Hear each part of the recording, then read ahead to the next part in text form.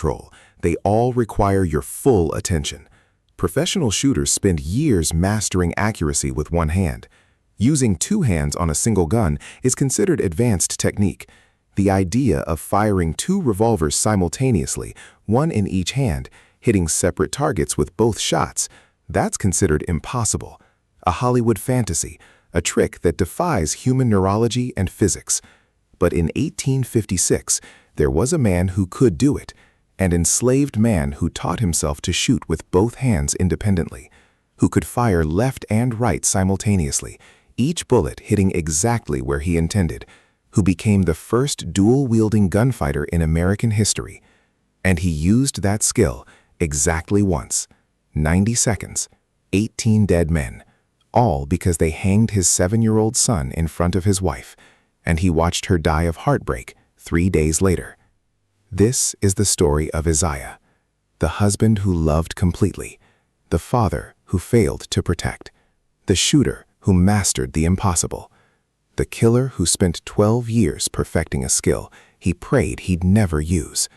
Hit that like button and let me tell you about the deadliest 90 seconds in the history of the American South.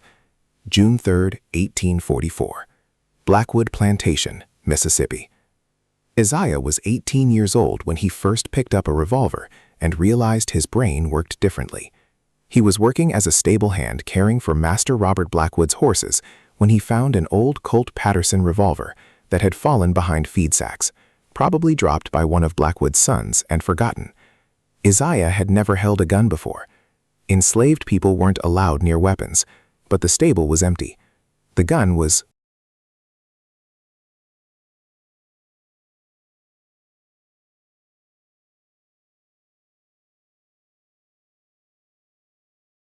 there, and curiosity overwhelmed caution. He picked it up with his right hand, felt the weight, the balance, the way his fingers naturally found the trigger, the way his thumb fell on the hammer. It felt right, natural, like the gun belonged there. Then something strange happened. His left hand started moving on its own, reaching out, wanting to mirror what the right hand was doing. Like his brain was saying, if one hand can do this, why not both? Isaiah put the gun down quickly, buried it back where he'd found it, returned to work. But the feeling stayed with him, the certainty that he could do something most people couldn't. 2 weeks later, he found a second old revolver in the same spot, another Patterson, this one with a cracked grip, but functional, probably discarded as damaged goods, not worth repairing. Late that night, Isaiah took both revolvers deep into the woods where no one would hear. He had no ammunition, but he practiced the motion, drew both guns, aimed left and right at different trees, felt his brain doing something impossible, tracking 2 separate targets, controlling 2 separate hands, preparing 2 separate shots. It wasn't natural for most people. The human brain struggles with independent hand coordination. Playing different rhythms on piano takes years of training. Patting your head while rubbing your stomach takes concentration. But firing 2 guns at 2 targets simultaneously, that should be neurologically impossible. For Isaiah, it was effortless. Like his brain had always been wired this way, just waiting for the right tools to discover it. Over the next months, Isaiah stole gunpowder and bullets bit by bit from the plantation supply. Just a pinch here, 1 round there, amounts too small to be noticed.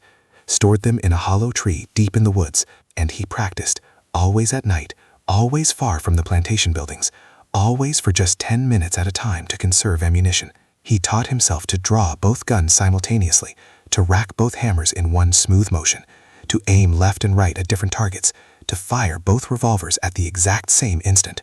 The first few months were frustrating. His left hand would hesitate, or the shots would fire at slightly different times, or his aim would drift as he focused on one target over the other. But Isaiah had something most people didn't: absolute bilateral coordination. His brain could genuinely control both hands as separate independent tools, not just mirror motions, but completely different actions happening simultaneously. By 1845, 1 year into his secret training, Isaiah could drop both revolvers and fire at 2 targets 10 feet apart, hitting both within a second. By 1846, he could do it at 20 feet. By 1847, at 30 feet, with moving targets, tree branches swaying in wind. He wasn't just fast, he was accurate. Left hand firing left, right hand firing right. Both bullets hitting exactly where he aimed, despite firing at the exact same instant. Isaiah was 21 years old, and he'd invented dual-wielding gunfighting, a technique that wouldn't become famous in Western folklore until the 1870s, and even then would be mostly theatrical myth rather than practical skill. But Isaiah wasn't practicing for show. He was practicing because he lived in a world where enslaved people had no legal protection, where violence could come at any moment, where the only way to survive might be to fight back with overwhelming force. He hoped he'd never need the skill, prayed it would remain a secret talent, a private achievement, something he could tell his children about after freedom came. Then he met Ruth, and his prayers changed, from never need this to protect her always. Ruth came to Blackwood Plantation in 1847, purchased from a failing plantation in Alabama. She was 19, beautiful in ways that had nothing to do with appearance and everything to do with the fierce intelligence in her eyes and the determination in her voice.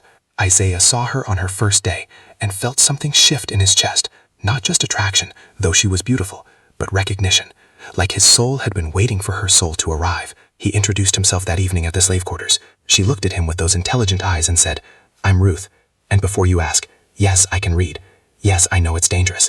Yes, I'm going to teach other people anyway. So if you're going to tell me to be careful, save your breath." Isaiah fell in love right then. "I wasn't going to tell you to be careful. I was going to ask if you teach me." Ruth smiled. "Can you keep a secret? I have a few of my own." Over the next weeks, they found time to be alone. Isaiah would finish his stable work, and Ruth would be waiting by the creek that ran behind the slave quarters. She'd bring a book she'd hidden, stolen from the plantation library, risked everything to take it, and she'd teach him letters, sounds, words. "Why do you want to learn?" she asked one evening as the sun set orange over the cotton fields. "Because you're teaching me," Isaiah said honestly, "and I want to understand everything about you." Ruth looked at him. Really? Looked at him. Saw past the young stable hand to the man underneath. "That's the best answer anyone's ever given me." Isaiah showed her his secret too. Took her deep into the woods one night to his hidden practice spot. Showed her the 2 Colt Patterson revolvers. Demonstrated his dual-wielding technique. Ruth watched him drop both guns in one fluid motion. Watched him aim left at one tree, right at another tree 15 feet apart. Watched him fire both revolvers at the exact same instant. 2 separate triggers pulled by 2 separate hands in perfect synchronization. Both bullets hit their marks. Bark exploded from both trees simultaneously. "That's impossible," Ruth whispered. Isaiah reloaded both guns, hands moving in mirror coordination. "My brain works different. Always has. I can think about 2 things at once, do 2 things at once. Most people can't. Show me again." He did 6 more shots, 3 from each gun, all hitting different targets. Left, right, each hand firing independently, but in perfect rhythm. 12 seconds, 12 shots, 12 hits. Ruth approached him, took both revolvers from his hands, set them on the ground, looked up at him with those fierce, intelligent eyes. "Promise me something," she said. "Anything. Promise me you'll only use this skill if there's no other choice. Promise me you won't become what they say we are. Promise me you'll stay the man who wanted to learn to read just because I was teaching." Isaiah pulled her close, felt her heart beating against his chest. "I promise I'll only use it to protect what I love, and what I love is you." They married 3 months later. The enslaved community held a jumping the broom ceremony in secret after work hours. Isaiah wore his cleanest shirt. Ruth wore a dress she'd sewn herself from fabric scraps. They had no rings, no legal license, no official recognition. But when Isaiah took Ruth's hands and said, "I'm yours until the day I die," he meant it with every fiber of his being. And when Ruth said, "I'm yours until my last breath," she was making a vow that transcended any law or system. They had a cabin, tiny, 1 room, dirt floor, but it was theirs, their space, their home. And every night when Isaiah came back from the stables, Ruth would be waiting. Sometimes with dinner she'd managed to prepare from their meager rations. Sometimes with a new word she wanted to teach him. Sometimes with nothing but a smile. Isaiah loved her in ways he hadn't known were possible. Loved the way she hummed while cooking. Loved the way she traced letters on his palm while they lay together. Loved the way she'd argue with him about everything, fierce and passionate and never backing down. One night, 6 months into their marriage, Ruth said, "I'm pregnant." Isaiah felt his whole world shift. "You're sure?" "I'm sure. We're going to have a baby." Isaiah put his hand on her belly, still flat. No sign of the life growing inside. "I'm going to protect you both, no matter what it takes. I'm going to keep you safe." Ruth covered his hand with hers. "I know. It's why I'm not afraid." But she should have been. They both should have been. Because bringing a child into slavery was an act of hope and terror combined. Hope that the child would survive. Terror that they wouldn't be able to protect them from the horrors of the system. David was born in the spring of 1848. Ruth labored for 16 hours.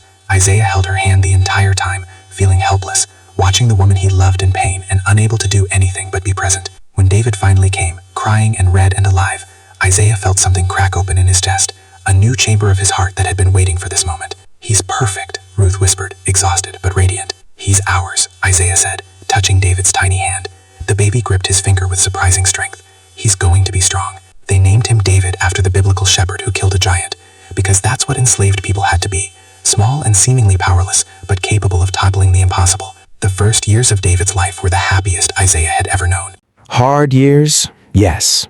Brutal work, constant fear, the knowledge that they owned nothing, not even their own bodies.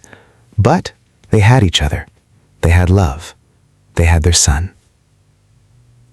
Isaiah would come home covered in horse smell and stable dirt.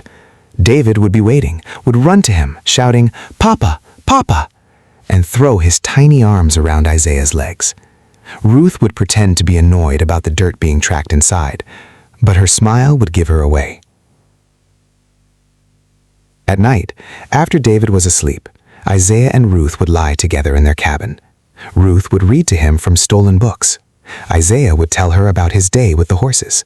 They'd plan impossible futures where they were free, where David could grow up without fear, where their family could exist without the constant threat of separation or violence. "What would you do if we were free?" Ruth asked one night. "Buy you a real house," Isaiah said immediately, "with wood floors and glass windows and a door that locks from the inside. And I'd get David books, all the books he could read, and you'd teach him everything, and he'd grow up smart and safe and never know what it was like to be owned." "What about your shooting?" Ruth teased gently. "I'd forget about it, wouldn't need it anymore. Would just be a husband and a father and work regular job and come home to you every night." Ruth kissed him. "That's a beautiful dream." "One day," Isaiah said, "one day it won't be a dream." But neither of them really believed it. Freedom seemed as impossible as flying. The system was too big, too entrenched, too powerful. All they could do was steal moments of happiness and hope David wouldn't realize how broken the world was until he was old enough to survive the knowledge.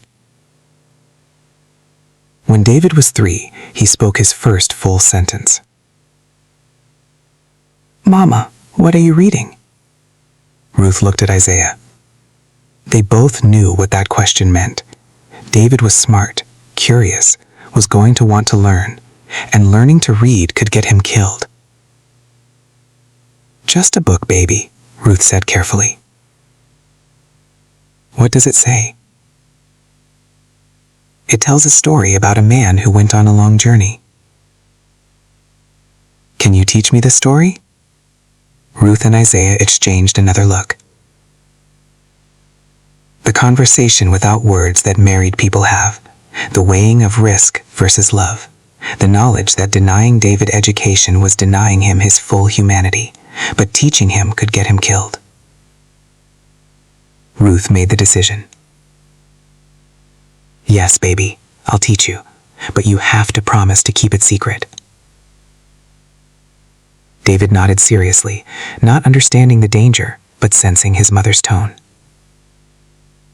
From age 3 to 7, Ruth taught David to read. Started with letters, then simple words, then full sentences, then entire books. David absorbed everything like a time he was 6. Isaiah watched his son and felt pride and terror in equal measure. Pride that David was so intelligent.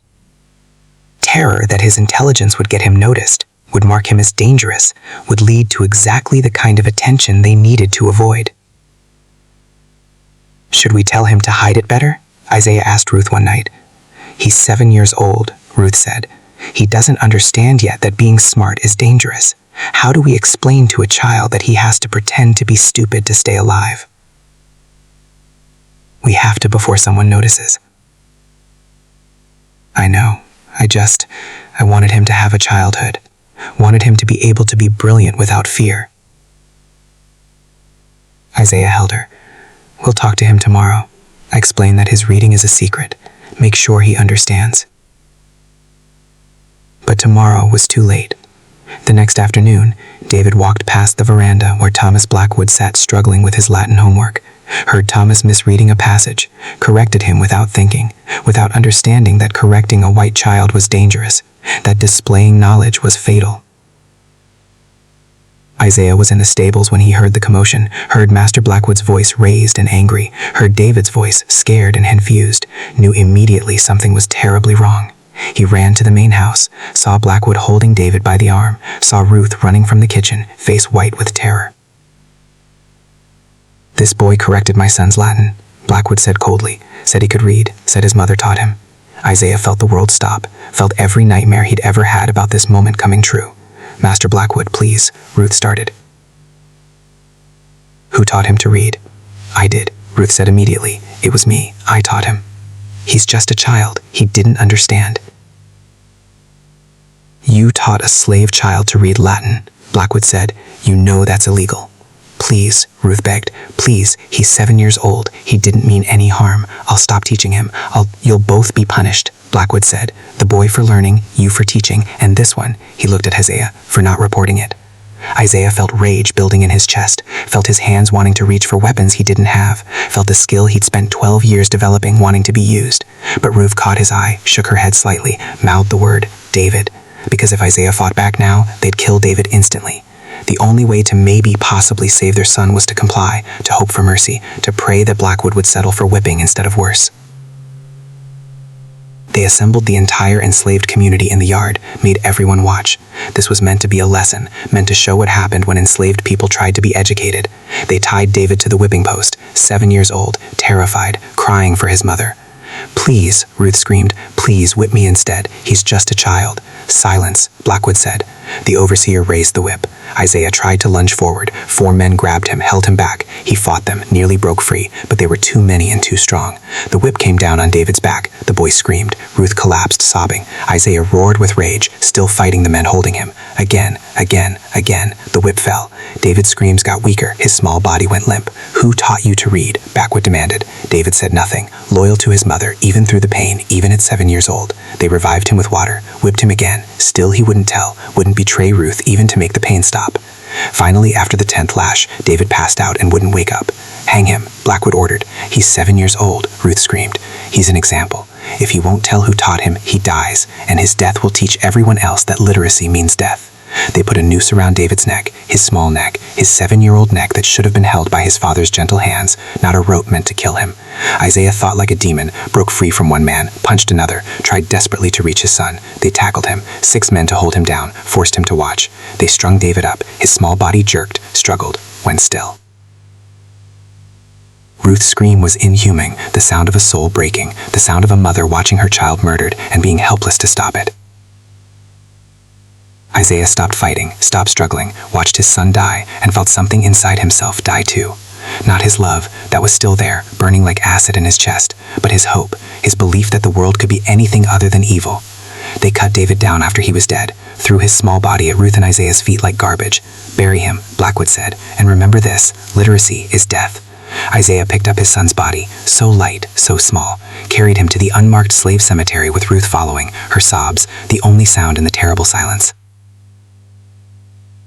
They buried David as the sun said. No ceremony, no words, just a small body in the ground and 2 parents whose world had ended.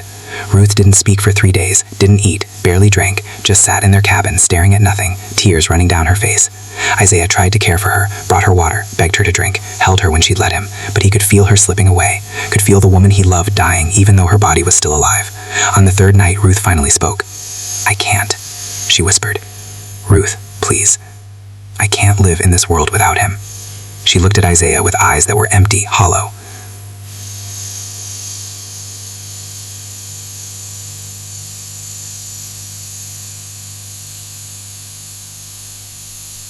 Ruth taught Isaiah to read and write.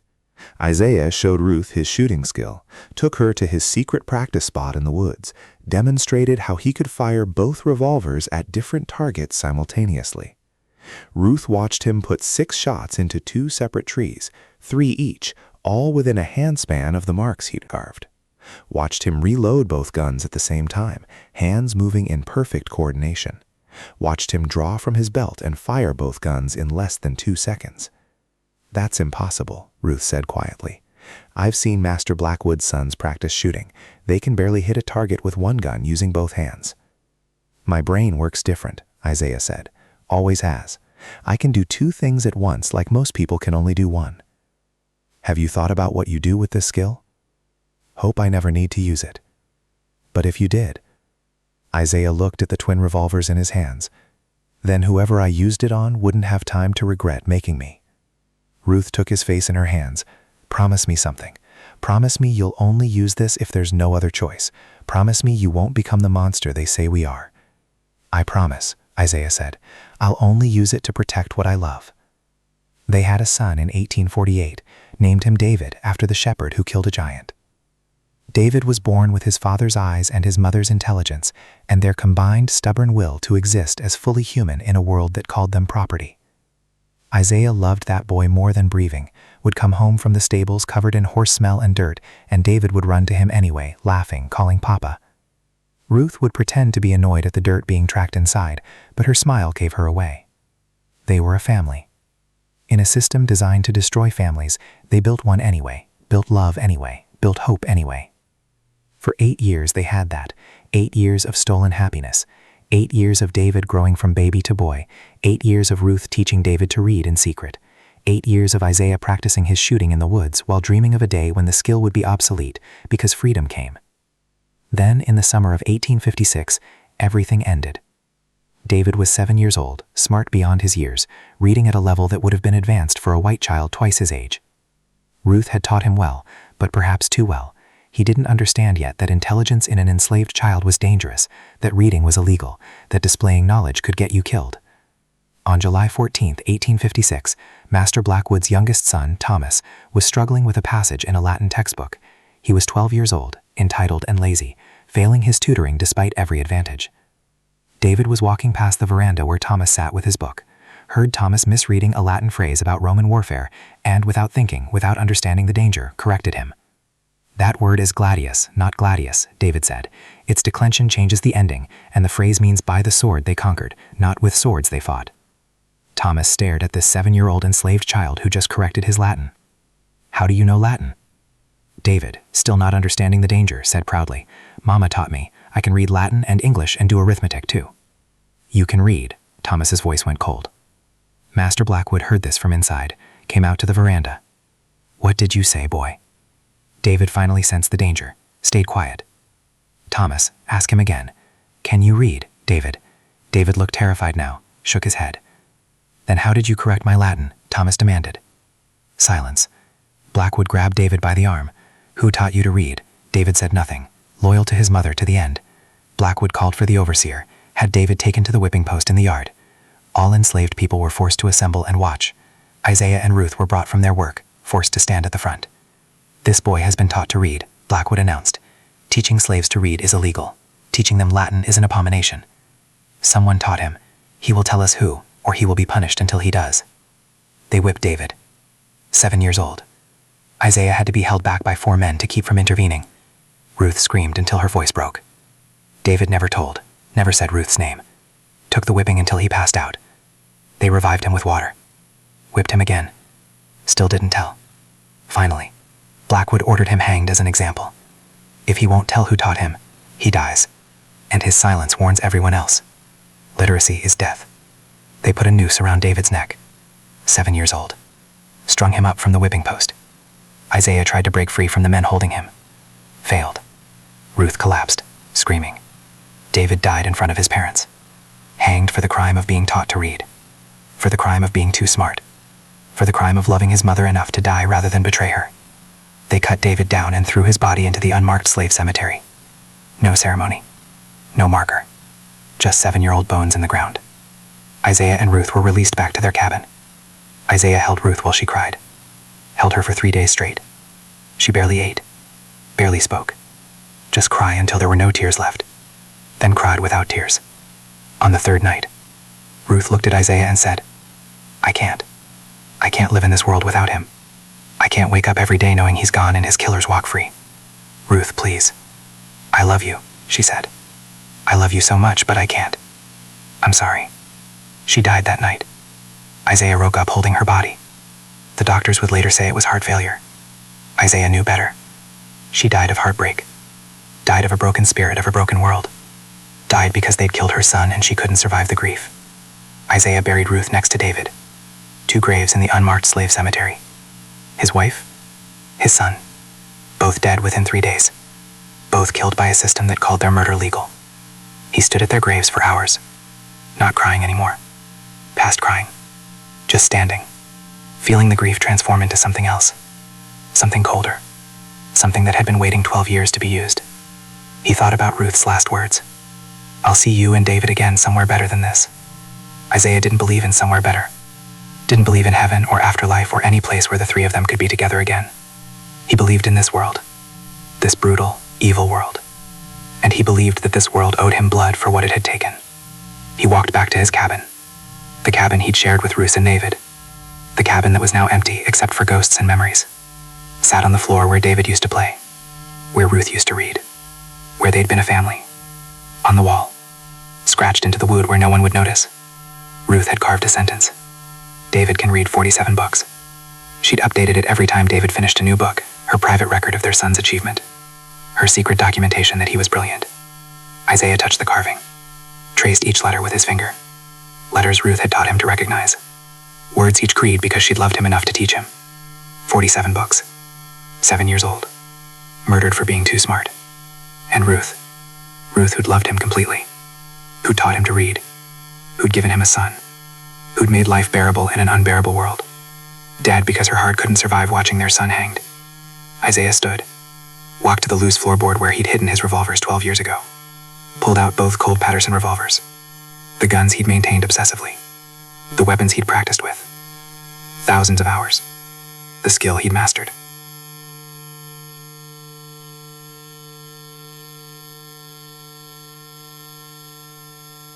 He checked both revolvers one final time, both fully loaded, both in perfect working order. Ready. Isaiah took a deep breath, thought of David's laugh, thought of Ruth's smile, thought of the family he'd had and lost. Then he drew both revolvers and began. 1. Master Robert Blackwood ordered the hanging. 2. Thomas Blackwood started it all by forcing the confession. 3 to 5. The 3 overseers who'd whipped David. 6 to 9. The 4 men who'd held Isaiah back while they hanged his son. 10 to 11. 2 neighboring plantation owners who'd been present and approved. 12 to 15. 4 white witnesses who'd watched and cheered. 16 to 18. 3 slave catchers who'd been called in afterward to investigate and terrorize the enslaved community.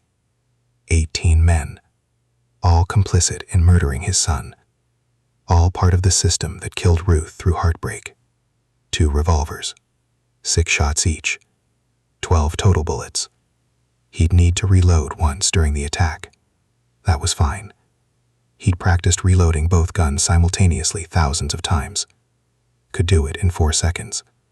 Isaiah waited until nightfall, checked his guns one final time, kissed the spot where Ruth's head had rested on their pillow, whispered to his dead family, "I'm sorry I couldn't protect you, but I can avenge you."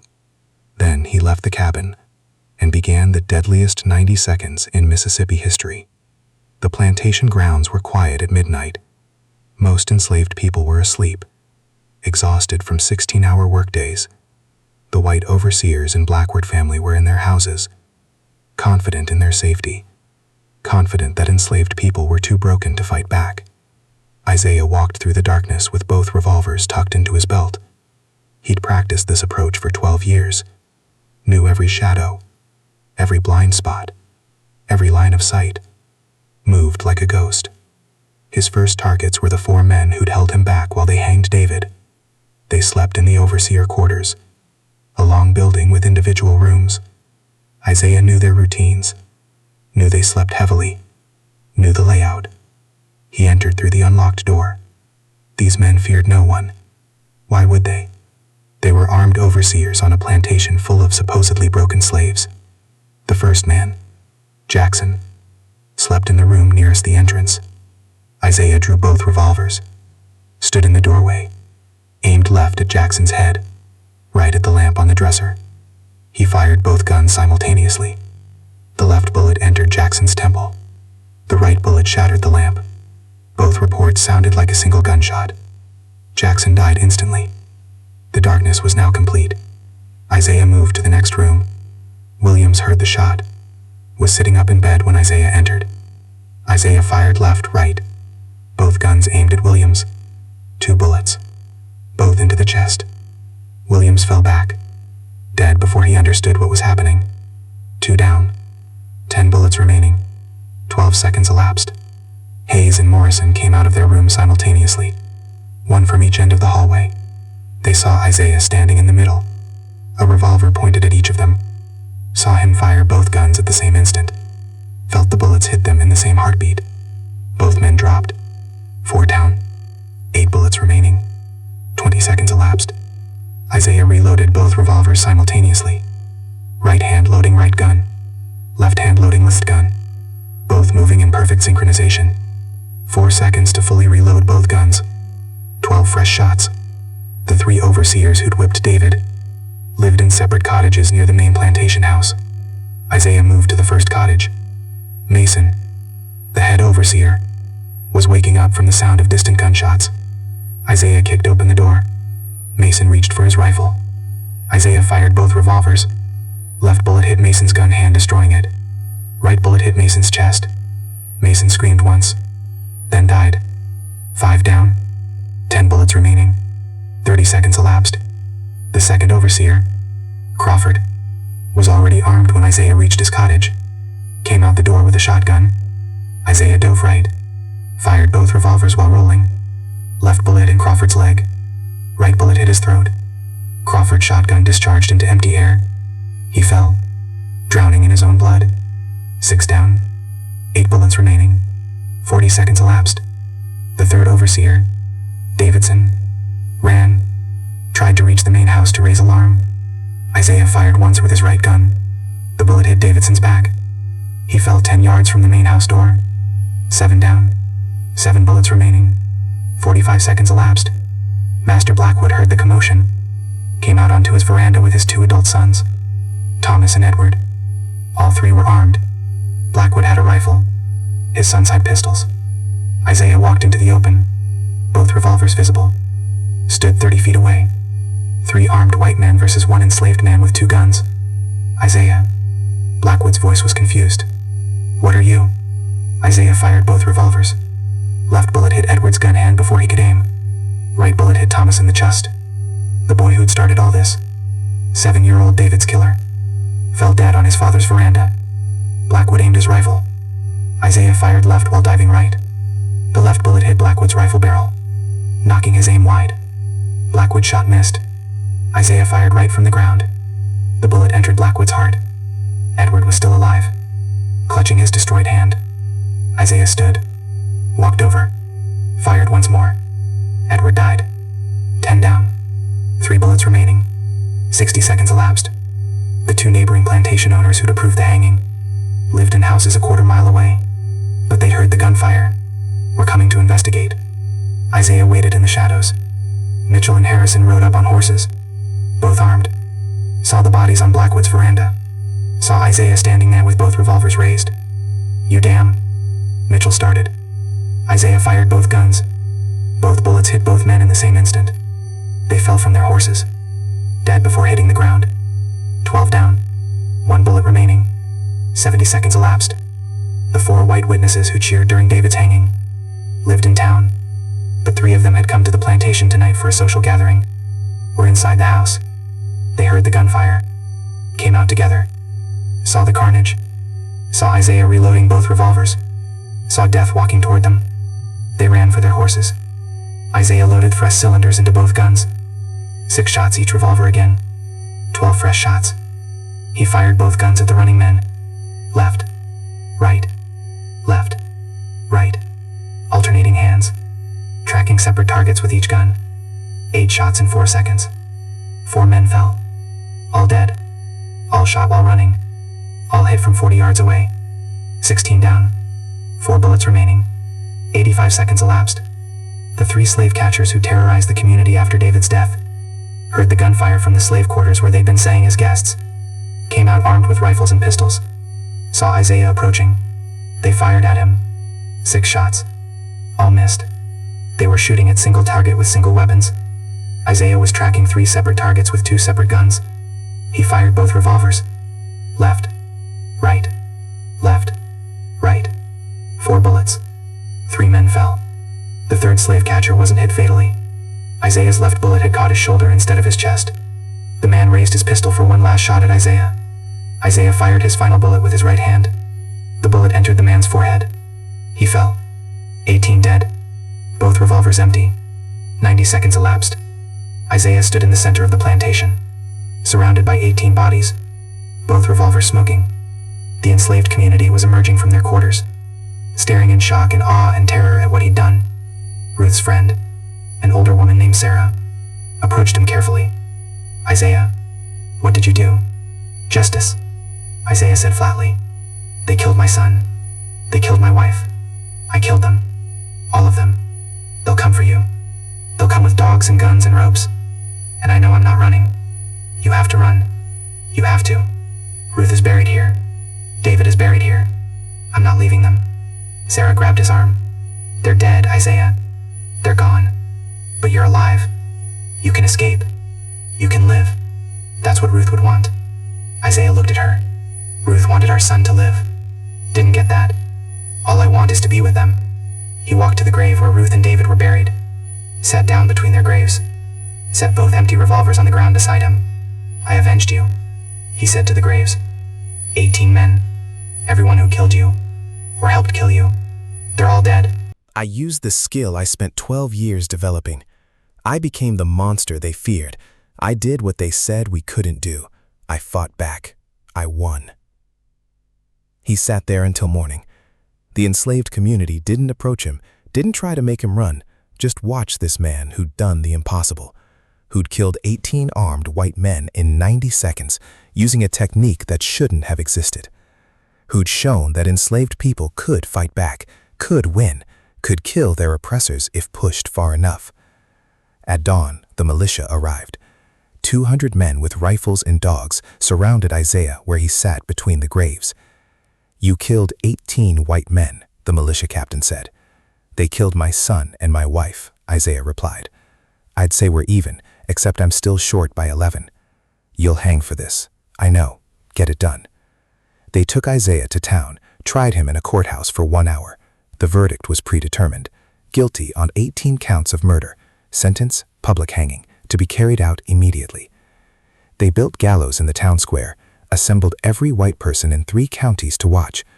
This was supposed to be a lesson, supposed to show what happened to enslaved people who fought back. But the enslaved community came too, not permitted to speak or interfere, but present, witnessing, remembering. Isaiah stood on the gallows with a noose around his neck, hands bound behind his back, face calm, almost peaceful, because in a few minutes he'd be with Ruth and David again. That's all he wanted now. The sheriff read the charges, 18 counts of murder, 18 names. Blackwood, his son Thomas, the overseers, the witnesses, all dead by Isaiah's hand. The crowd jeered, threw things, called him monster, murderer, devil, animal. Isaiah looked out at the enslaved faces in the crowd, saw Ruth's friend Sarah, saw the old man who taught him to care for horses, saw children who'd played with David, saw the community that had been his family when blood family was stolen by the system. The sheriff asked if he had any last words. Isaiah spoke clearly, loudly, making sure everyone, white and black, heard every syllable.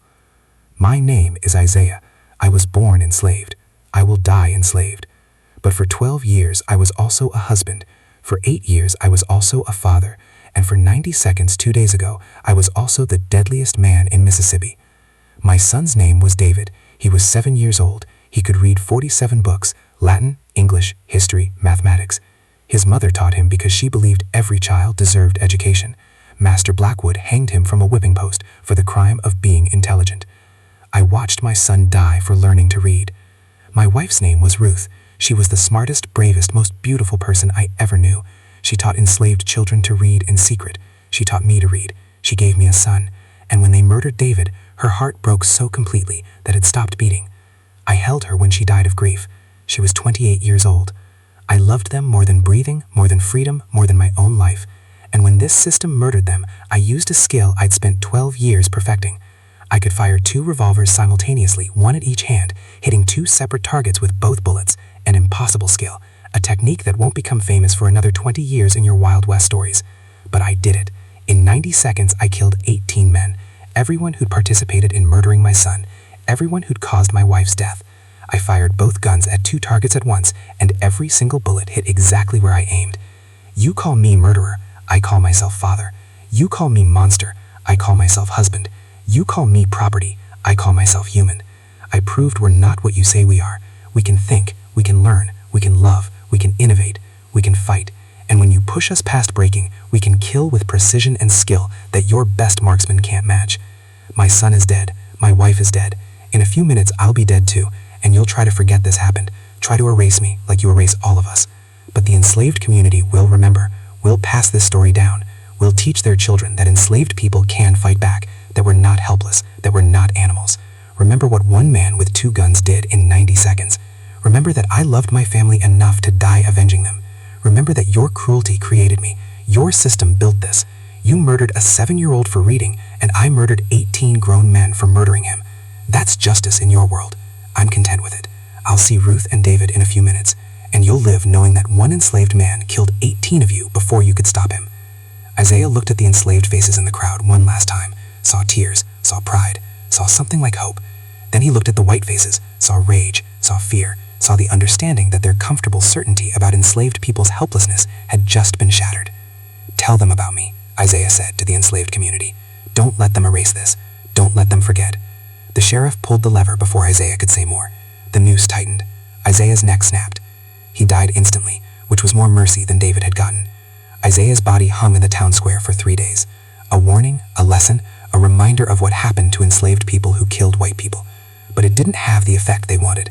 Instead of terrifying the enslaved community into submission, it became a symbol, proof that resistance was possible, that fighting back could work, that one man with skill and determination could kill 18 oppressors before dying. They buried Isaiah in an unmarked grave next to Ruth and David. 3 graves together, a family reunited in death. The white community tried desperately to forget, tried to bury the story with Isaiah's body, destroyed documents, bribed witnesses, threatened the enslaved community into silence. But you can't threaten stories out of existence, can't bribe oral tradition into forgetting, can't destroy memory by destroying paper. The enslaved community remembered, told the story in whispers after dark, passed it to their children, kept Isaiah's name alive when the white world tried to erase it. Sarah, Ruth's friend, would tell young people, I knew Ruth, I knew Isaiah, I knew David. I watched that boy die for reading, watched that woman die of heartbreak, watched that man kill 18 of them in 90 seconds. It happened. It was real. Don't let anyone tell you it's myth. The story evolved over decades. Details changed, stayed true. Isaiah, the dual-wielding gunfighter, the man who loved his family so much that when they died, he avenged them impossibly well. By the 1920s, 70 years after Isaiah's death, the story was legend in black communities across the South. The man who could shoot 2 guns at once. The father who killed 18 men in 90 seconds. The husband who chose death with his family over life without them. Then William Dubois found the evidence, found the old woman who had been there, found the rusty Colt Patterson revolver, found the death records, found proof that the legend was true. His 1924 paper was dismissed by white academics. Too fantastic, too unlikely, obviously an exaggerated folktale that some well-meaning researcher had mistaken for fact. But black academics knew better. Knew that enslaved people's stories were often dismissed as exaggeration when they documented resistance or skill or intelligence. Knew that white supremacy required believing enslaved people were incapable of the things Isaiah had done. The story circulated for another 40 years in black scholarship, a footnote in papers about resistance, a legend that might be true, a man who might have existed.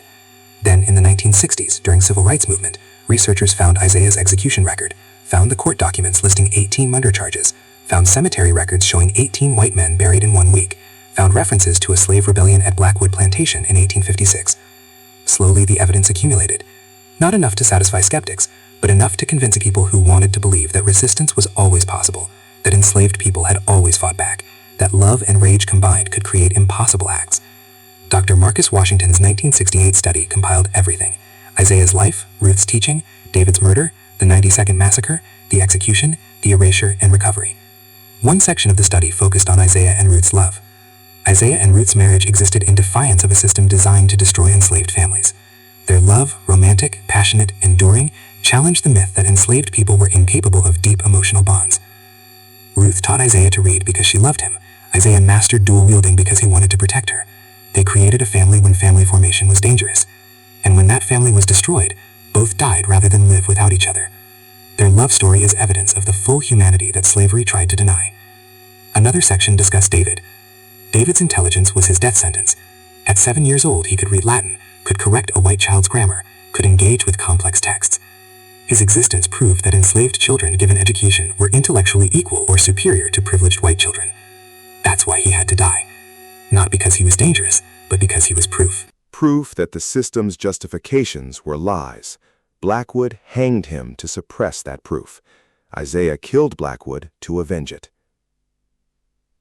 The study concluded Isaiah's 90 seconds of violence were preceded by 12 years of skill development, 8 years of family life, and 3 days of devastating loss. His dual-wielding technique was real, confirmed by firearms experts as possible, though rare. His 18 kills in 90 seconds represent the fastest documented combat shooting of the pre-Civil War era. But the shooting isn't what matters most. What matters is that he loved his wife and son so completely that when they died, he chose to die avenging them rather than live without them. That's the story, not the guns, the love. In 2015, a descendant of Sarah, Ruth's friend who'd witnessed everything, came forward with a family heirloom, a small wooden carving hidden and passed down through 6 generations. It was a piece of wood from Isaiah and Ruth's cabin wall. The piece with Ruth's carving, David can read 47 books. Sarah had cut it from the wall after Isaiah's execution, before Blackwood's heirs burned the cabin, had preserved it as evidence, as proof, as memorial. The descendant, a woman named Maya Johnson, donated it to the National Museum of African American History. It's displayed now with a full explanation of Isaiah, Ruth, and David's story. Visitors stand in front of that small carved sentence and cry, because it's not just Ruth documenting her son's achievement. It's a mother's pride. It's evidence of a child's brilliance. It's proof that David existed, mattered, learned, lived, before he was murdered for learning. One museum visitor wrote in the comment book, David could read 47 books at age 7. Ruth taught him in secret. Isaiah avenged him with impossible skill. All 3 died rather than submit. That's resistance. That's love. That's everything. In 2023, firearms historians conducted extensive analysis. Dual wielding in the 1850s, Isaiah's technique explained. They worked with neurologists, competition shooters, and bilateral coordination specialists to understand how Isaiah's brain allowed him to shoot 2 guns independently.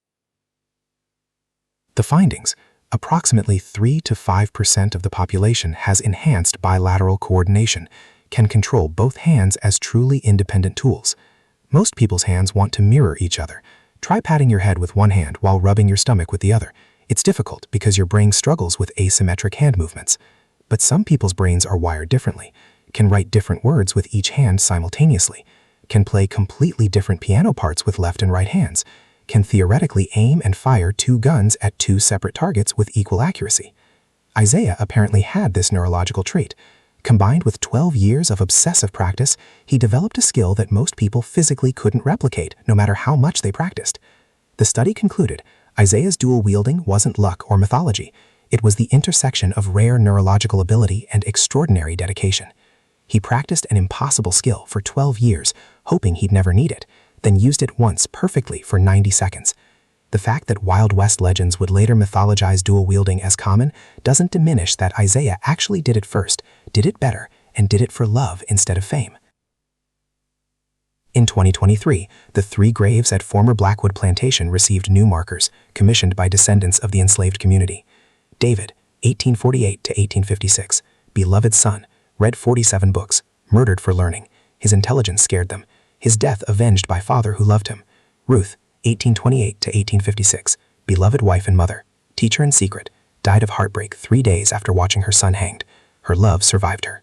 Isaiah, 1826 to 1856, beloved husband and father, first dual-wielding gunfighter, practiced 12 years, used skill once, 90 seconds, 18 dead, chose death with family over life without them. The markers are controversial. Some say celebrating Isaiah as gunfighter glorifies violence. Others say acknowledging his love and loss is honest. The graves see visitors weekly now. Some leave flowers at all 3 graves. Some leave bullets at Isaiah's grave and books at David's grave. Some leave notes arguing about whether Isaiah was hero or murderer. One note left in 2024. You loved them. You protected them. The only way left available. You died to be with them. That's love so complete it becomes unbearable. Rest together. Another note. Same week. You murdered 18 people. Your grief doesn't justify their deaths. Their families grieve too. Both notes through from different perspectives. Both unable to contain the full story. Because Isaiah's story is fundamentally about love tested beyond breaking. About a man who spent 12 years preparing for a fight he hoped would never come. About a father who couldn't save his son but could avenge him. About a husband who chose to die rather than live without his wife. The dual-wielding skill makes the story memorable. The 90 seconds makes it dramatic. But the love makes it unbearable. The love makes it true. The love makes it matter. Isaiah met Ruth and fell in love with her fierce intelligence. Ruth taught Isaiah to read because she loved him. They had David and loved him completely. Ruth taught David because she believed education was every child's right, regardless of skin color. David loved his parents enough to be tortured rather than betray his mother. When David died, Ruth's love was so complete that losing him broke her heart literally. When Ruth died, Isaiah's love was so complete that living without her and David was unthinkable. So he spent his final hours avenging them, then welcomed death as reunion. Every action driven by love. Every choice rooted in family. Every moment of violence preceded by years of devotion. That's Isaiah's story. That's Ruth's story. That's David's story. All 3 bound by love in a system designed to destroy love. Remember them. Not just the 90 seconds. Not just the 18 deaths. Not just the impossible shooting skill. Remember Ruth teaching Isaiah to read by the creek. Remember David learning his 47th book. Remember Isaiah practicing in the woods for 12 years, hoping he'd never need the skill, but perfecting it anyway, because he loved his family enough to prepare for the worst. Remember that they chose love in a world that forbade it. Chose family in a system that destroyed families. Chose education in a place where learning was death. Chose resistance when submission was demanded. And remember that when the system murdered David and killed Ruth, Isaiah didn't run, didn't hide, didn't submit, used the impossible skill he'd mastered, killed everyone responsible, then died to be reunited with his family. That's not a story about guns. It's a story about love. Love so fierce it becomes violent. Love so complete it chooses death. Love so powerful it survives 170 years and speaks across generations. Isaiah, Ruth, David, 3 graves together. A family that refused to be erased. A story that refused to be forgotten. A love that refused to die even when they did. Remember them. My name is Isaiah. My son was David. My wife was Ruth. They were murdered for the crime of being human.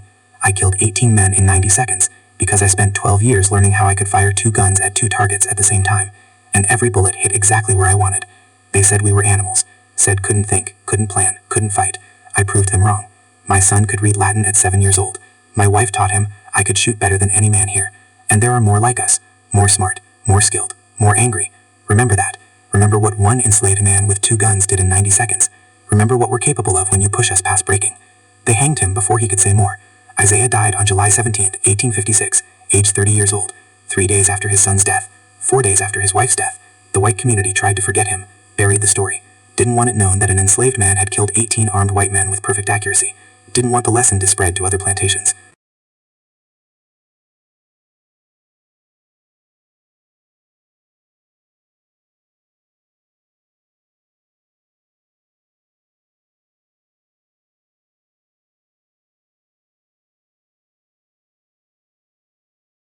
Didn't want enslaved people getting ideas about fighting back. But the enslaved community remembered, told the story in whispers, passed it down through generations. The man who could shoot 2 guns at once, the man who killed 18 in 90 seconds, the man who avenged his family even though it cost him everything. The story stayed hidden for decades. Isaiah's name was scrubbed from official records. The plantation tried to destroy all evidence of what happened, burned documents, bribed witnesses to stay quiet, buried the 18 dead white men with vague causes of death recorded. Then, in 1923, a researcher named William Dubois was interviewing former enslaved people for a historical project, met an old woman in Mississippi, 94 years old, who had been enslaved on Blackwood Plantation as a child. She told him about Isaiah, about his dual-wielding skill, about the 18 dead in 90 seconds, about the public hanging, about how the white community had tried to erase the story, but the enslaved community had kept it alive through oral tradition for 67 years. Dubois was skeptical until she showed him something, a rusted Colt Patterson revolver that had been buried and preserved by the enslaved community, one of Isaiah's guns recovered from where the militia had thrown them after his arrest. Dubois documented everything, published a paper in 1924, The Dual-Wielding Gunfighter Isaiah and the Blackwood Massacre of 1856. The paper detailed the story, cited the old woman's testimony, presented the physical evidence, the gun, argued that Isaiah had been the first true dual-wielding gunfighter in American history, predating the Wild West legends by 20 years. The academic community dismissed it. Too fantastic, too unlikely. Surely an enslaved man couldn't have developed such an advanced shooting technique. Surely one man couldn't have killed 18 armed opponents in 90 seconds. But the gun was real. The oral history was consistent across multiple former enslaved people Dubois interviewed, and county death records for Mississippi in July 1856 showed 18 men dying violently on the same night at Blackwood Plantation. The story circulated in black academic circles through the 1930s and 40s. Isaiah became a symbol of resistance, of fighting back, of refusing to accept oppression passively. In 1968, during civil rights movement, researchers dug deeper, found court documents that mentioned mass murder at Blackwood Plantation in 1856, found execution records for an enslaved man named Isaiah, found cemetery records showing 18 white men buried in a single week in July 1856. A researcher named Dr. Marcus Washington published a comprehensive study, Isaiah, the First Dual-Wielding Gunfighter and the Blackwood Plantation Massacre.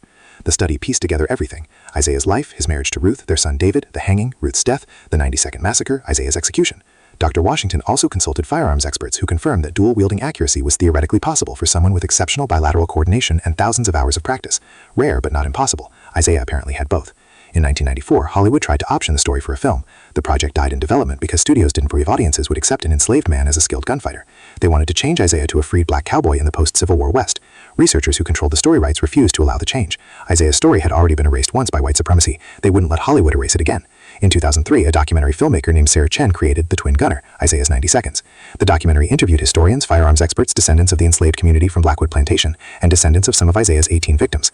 One historian stated, Isaiah demonstrated a level of shooting skill that wouldn't become famous until the Wild West era 20 years later, and even then, most dual-wielding gunfighters were theatrical showmen who couldn't actually hit targets reliably with both guns. Isaiah apparently could. That makes him not just first, but possibly the best. A descendant of one of the victims, a woman named Patricia Blackwood, said, "My great-great-great-grandfather, Robert Blackwood, hanged a 7-year-old child for learning to read, then died 3 days later, shot by the child's father. Do I think my ancestor got what he deserved? Absolutely. Do I think Isaiah was a murderer by law? Yes. By justice? No. He did what the system wouldn't do, held people accountable for murdering a child." The documentary ended with footage of the unmarked slave cemetery at former Blackwood Plantation, showed where Ruth and David were buried, showed where Isaiah had sat between their graves waiting for the militia. In 2015, historians and descendants of the Blackwood Plantation enslaved community raised money to place markers on the graves. 3 simple headstones. David, 1848 to 1856, beloved son, murdered for reading. Ruth, 1828 to 1856, beloved wife, died of heartbreak. Isaiah, 1826 to 1856, beloved husband and father, killed 18 men in 90 seconds to avenge his family. The markers sparked controversy. Some said celebrating Isaiah as a killer was wrong. Others said acknowledging his revenge was honest. The debate continues. In 2019, a firearms historian named Dr. Michael Chen conducted extensive research. Isaiah's technique, analysis of dual-wielding accuracy. Dr. Chen worked with professional competition shooters to test whether Isaiah's reported feats were possible. They found that with extensive training, bilateral coordination ability, and proper technique, a shooter could indeed fire 2 revolvers simultaneously with good accuracy at targets up to 40 yards. But the key was bilateral coordination, the rare ability to control both hands as completely independent tools. Most people don't have this. It's a neurological trait found in less than 5% of the population. Isaiah apparently had it. Dr. Chen concluded Isaiah's 90 seconds of violence represents the fastest, most accurate combat shooting documented in the pre-Civil War era. His technique predated famous gunfighters like Wild Bill Hickok, John Wesley Hardin, and Billy the Kid by 10 to 20 years, and his dual-wielding accuracy likely exceeded theirs. He deserves recognition as a firearms innovation pioneer, regardless of the tragic circumstances that led him to use his skill. In 2023, a museum in Mississippi created an exhibit, Isaiah, Love, Loss, and the Deadliest 90 Seconds. The exhibit tells the complete story, Ruth and David, Isaiah's 12 years of practice, the hanging and heartbreak, the massacre, the execution, the erasure, and recovery of the story. It displays one of Isaiah's Colt Patterson revolvers recovered and preserved, shows his shooting technique through diagrams and video demonstrations, presents the moral complexity without simplifying it. One exhibit panel asks visitors, was Isaiah a murderer or a father seeking justice? Another panel provides context. The legal system said enslaved people were property without rights. Their children could be killed with impunity. When the law offers no justice, what is revenge? The exhibit has been visited by over 300,000 people. Comment books fill with passionate, contradictory responses. He killed 18 people. Nothing justifies that. They killed his 7-year-old son. Everything justifies that. Violence is never the answer. For enslaved people in 1856, violence was the only answer available. He should have run instead of killing. He wanted to die with his family. Running would have meant living without them. Round and round the debates go, because Isaiah's story, like all stories of resistance through violence, doesn't resolve into comfortable morals. He loved his wife and son completely, taught himself an impossible skill over 12 years, prayed he'd never need to use it. Then his son was hanged, his wife died of heartbreak, and he used that skill to kill every single person responsible. 18 men dead in 90 seconds, all shot by a man using a technique that wouldn't become famous until decades later. All killed by someone the law called property, but who demonstrated skill that professional shooters couldn't match. Was it murder legally? Yes. Was it justice? That depends on your definition. Was it understandable? If you've ever loved anyone enough to die for them, then you understand why Isaiah chose to kill for them instead. His grave in Mississippi sees visitors weekly now. Some leave flowers, some leave bullets, some leave notes arguing about whether he was hero or villain. One note left in 2024 read simply, you loved them, you avenged them, you died with them. That's more than most people get, rest in peace. Another note, same week, 18 families destroyed, 18 lives taken. Your grief doesn't excuse their deaths. Rest in whatever peace murder earns. Both notes sat on Isaiah's grave simultaneously, both perspectives true from certain angles, neither able to contain the full complexity. Because Isaiah exists in that uncomfortable space where victim and perpetrator, love and violence, grief and rage, all collapse into the same person. Where a man who wanted nothing but to protect his family became a killer because the system murdered his family and called it legal. He spent 12 years mastering dual-wielding revolver shooting, a skill so rare that even today professional shooters struggle to replicate it, a technique he invented decades before it became Wild West legend. He used that skill once, 90 seconds, 18 dead, perfect accuracy despite firing 2 revolvers at 2 targets simultaneously. Then he sat between his family's graves and waited to die, because living without Ruth and David wasn't living, and killing their murderers wasn't enough to fill the hole they left. The story stayed hidden for 67 years, until oral tradition preserved by the enslaved community brought it back, stayed controversial for another 60 years as people debated its meaning, remains complicated today as visitors stand at Isaiah's grave and argue whether he was monster or hero. Maybe he was both, maybe he was neither. Maybe he was just a father who loved his son and a husband who loved his wife, and a man pushed past the point where moral calculations matter. Remember his name. Remember what he could do. Remember what he did. Remember that he did it for love even though it looked like hate. Remember that the system created the conditions where a man with 2 guns in 90 seconds could seem like justice, because actual justice was impossible. Isaiah, the twin gunner, the first dual-wielding gunfighter, the man who killed 18 in 90 seconds, the father who couldn't save his son but could avenge him, the husband who died to be buried next to his wife. His story doesn't comfort, doesn't resolve, doesn't fit into simple categories of good versus evil, but it's true, and truth is more important than comfort. That's Isaiah. Remember.